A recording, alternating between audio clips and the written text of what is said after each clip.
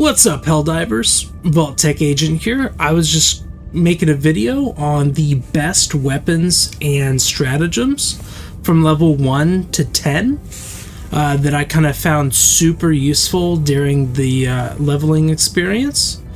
Let's get into it. Let's start off with the weapons. And I'm making sure that this is the non-premium weaponry and armor sets that you guys can get. Just to make sure that everyone kind of is on the same page with it. So right now what you have access to reliably, the Liberator, the Diligence, the Knight, and the Punisher shotgun.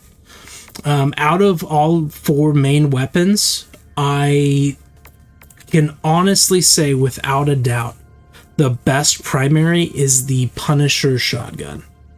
This thing is crazy. At any range that you could use a rifle, this shotgun will hit and kill things in one shot. Extraction request confirmed. Shuttle inbound.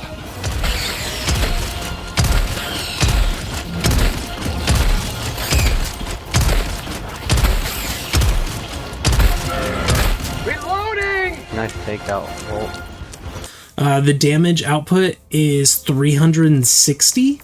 The assault rifle is 55, and then the marksman rifle is 112.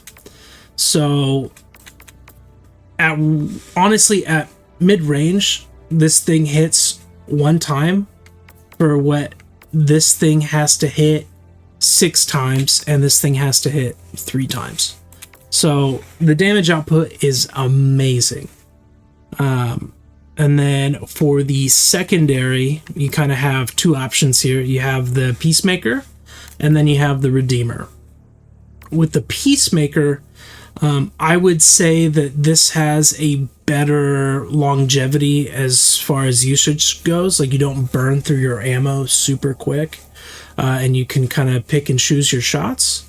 The damage is 60, same with the Redeemer. The difference with between the two, the Redeemer puts out a lot of damage very quickly, but then you burn through your ammo really fast. I would say arguably I like the Redeemer over the Peacemaker simply because whenever you want to use your sidearm or your pistol, it's usually in a situation where you're out of ammo on your primary and you're in a panic situation and you need things to die very quickly so you can run off, find some ammo, use some stratagems, whatnot. And the Redeemer kind of does that. It just, you run, you hold the trigger down, it's done, it's dead. And then you can run off, find some ammo, you're good to go.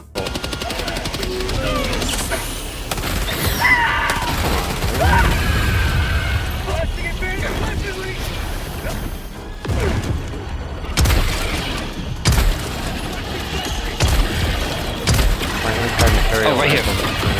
Oh, it's right there. For grenades, I personally, it can go either way. The G6 frag detonates a lot quicker, so you can make sure that like one less enemy comes out of a hive before it explodes. I don't really ever use grenades for anything else besides just taking out hives, or if you're fighting the robots, the factories. Let's now go into armor. So right now, all the armor is more or less like the same-ish. For like the free-to-play version, or I shouldn't say free-to-play, but the non-premium battle pass. If you do have the premium battle pass, the savior of the free armor is probably one of my favorites, just aesthetically, and the 50% chance not to die when taking lethal damage, and then prevents all damage from bleeding if chest hemorrhages. Like, both of those are fantastic perks. And then yeah, so I mean, I use this, but chances are once you unlock your first armor set from the acquisitions, which is the infiltrator.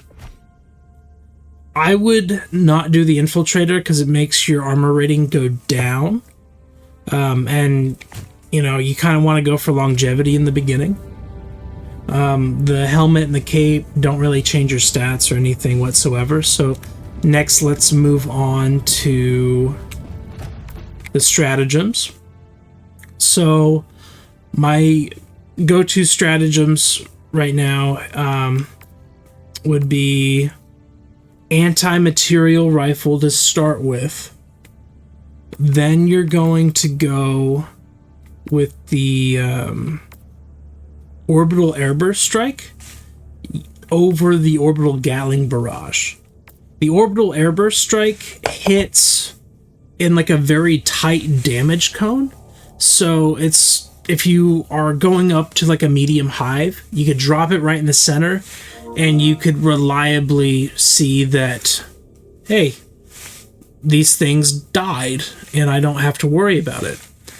With the orbital Gatling barrage, you could drop it in there, and what's going to happen is you might see 2 or 3 things die, but all the other shots like shot around the target that you're trying to kill. And it's, you know, I really don't like it. Only difference is this takes 40 more seconds to cool down. This could be just thrown out willy-nilly quite often. Next off, I would go with the orbital precision strike. Situationally, this should be able to one-tap almost every elite enemy that you should be experiencing up until level 10. And then once you can unlock the grenade launcher, this should be your go-to. For, you know, I'm level 11 right now, and I'm probably going to be using this until I'm level 20. Simply because you could reliably cross-map a hive entry point with this, and it'll die. And if you run out of grenades, you could just call in another grenade launcher if you run out of ammo on everything else. So you're not stuck waiting for your resupply, and then it kind of halts the entire gameplay of the match for your whole team if nobody has any grenades left and you have to clear a hive for an objective. I just picked up another medal. Alright, I'm calling it extract. Okay.